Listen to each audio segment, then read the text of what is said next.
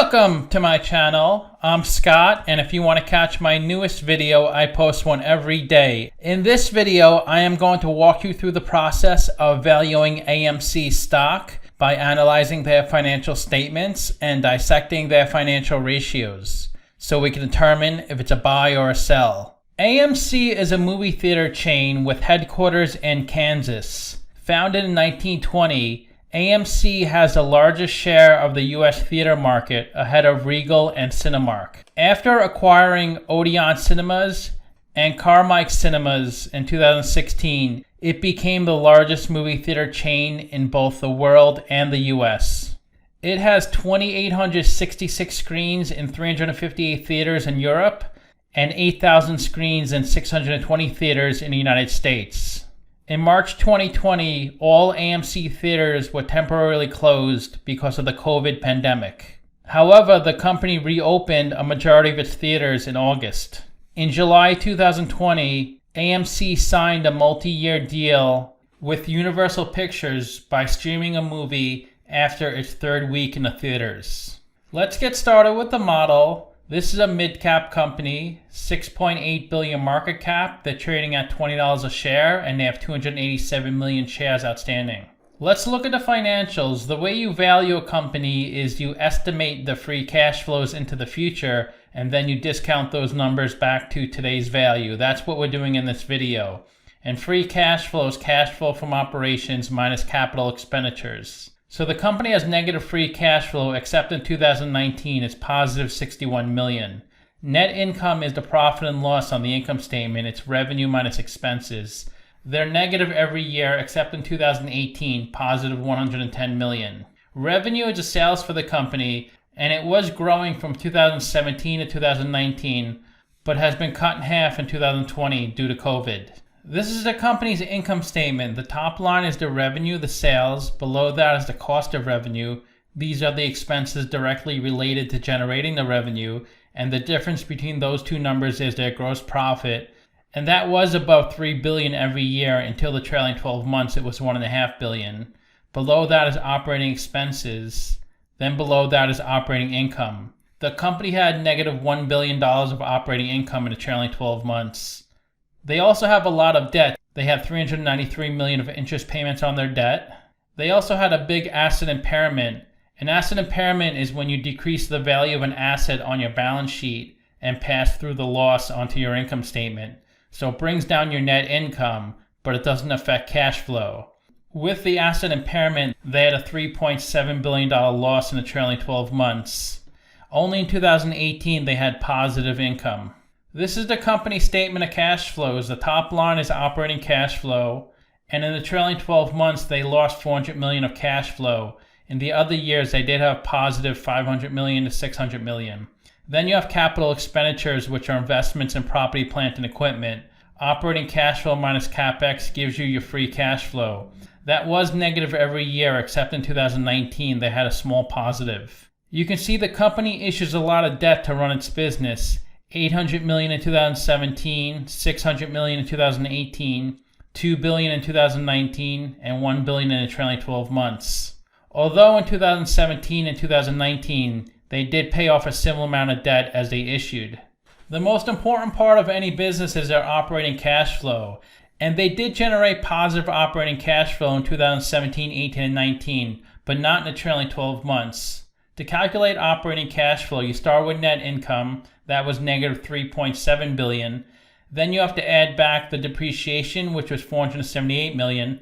That's an expense that brings down your net income, but it's a non-cash item, so you add it back on the cash flow from operations section. We also have to add back the $2.1 billion asset impairment.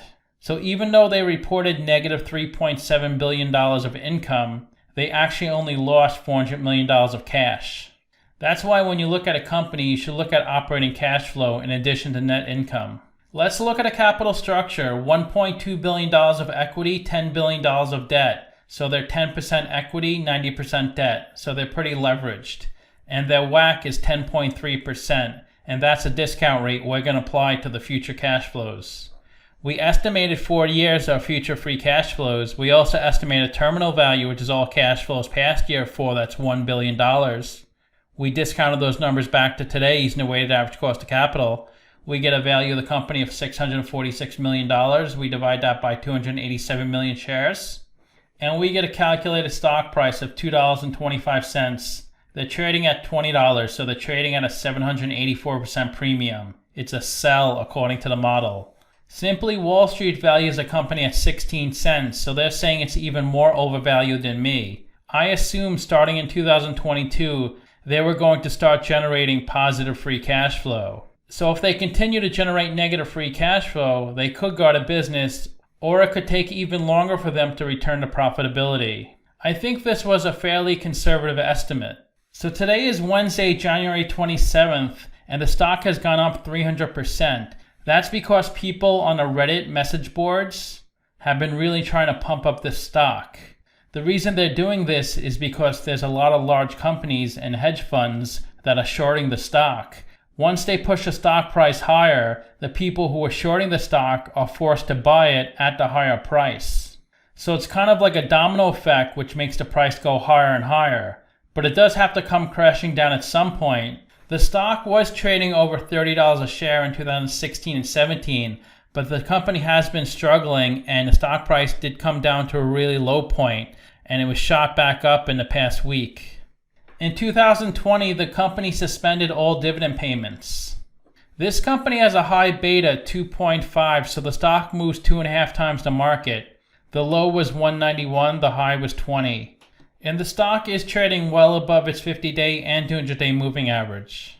An average of 269 million shares are traded each day for the past 10 days on this stock, and there's only 287 million shares outstanding. It does have a small float percentage. 37% are held by institutions and has a 33% short rate. Their biggest shareholder owns 24% of the stock. Then Mudrick Capital owns 4%, Vanguard, BlackRock, and Middleman Brothers. Let's look at the financial ratios. The average PE in the market's 11.2, the median is 14.3. PE is stock price over earnings per share. To calculate earnings per share, that's net income over shares outstanding. They have negative net income, so they have negative PE. Price to sales is stock price over sales per share. They're at 2.3. So they do have a good price to sales ratio, even with the inflated stock price. That means investors are paying $2.30 for $1 revenue. Price to book is stock price over book value per share. They're at 4.7. And the way you calculate book value per share, it's equity over shares outstanding. Equity is assets minus liabilities in the balance sheet, and they have $1.2 billion of equity. Negative $4 billion of tangible equity, because they have $5 billion of intangible assets on their balance sheet, $4.8 billion of goodwill, and $195 million of other.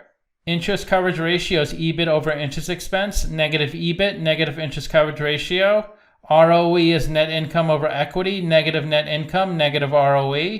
Current ratios, current assets over current liabilities. They can only cover 30% of their current liabilities with their current assets.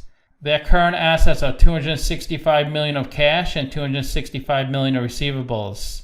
So the company will need more debt to run its business over the next 12 months because they had negative $700 million of free cash flow and they have negative $1.3 billion of working capital. The best way to look at ratios to compare them to similar companies, I've done videos on Cineplex, Disney, Discovery, Genius, and Roku, all in the same industry as AMC. And if AMC has a number in red, they're worse than the average. If they have a number in green, they're better than the average. So they are better in all the price multiples because the average in this industry is so terrible. They have a really bad current ratio, a bad ROE, a ton of debt. Their market cap has come up a lot the past few days, but it's still below the average at $6.8 billion. So to summarize, I have them trading at a heavy premium. I rate their free cash flow 1 out of 10 because it's pretty bad, especially in the trailing 12 months, and it wasn't good either in 2017 or 18. Revenue I rank 3 out of 10 because it's dropped so much in the trailing 12 months. And the ratios I rank 3 out of 10, they're also pretty bad. It is really interesting to see this stock get pumped up so much. I'm really curious of what's going to happen. There's going to be a lot of bag holders. The Reddit message boards have been shut down. Some people were unable to buy and sell certain stocks. So we'll see how everything shakes out. Let me know what you think. Give this video a like, subscribe, or comment below. Also, if you'd like to get a custom valuation or just support the channel, you can become a member by clicking on the link in the description below. Thanks for watching.